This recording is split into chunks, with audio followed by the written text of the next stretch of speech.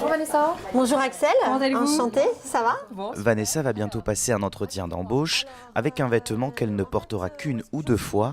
La solution pour elle, c'est donc la location.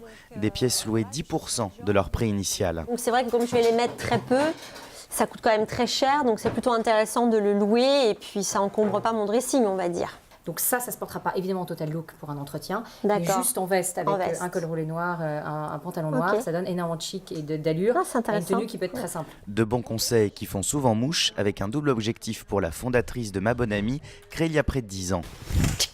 Showcase.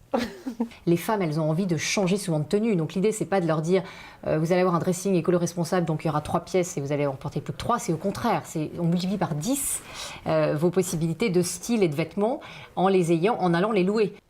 Dans le magasin où travaille Mathilde, la démarche est un peu différente. Donc là, on va aller déposer les vêtements qu'on a sélectionnés dans la recyclerie pour être revendus dans l'espace de friperie.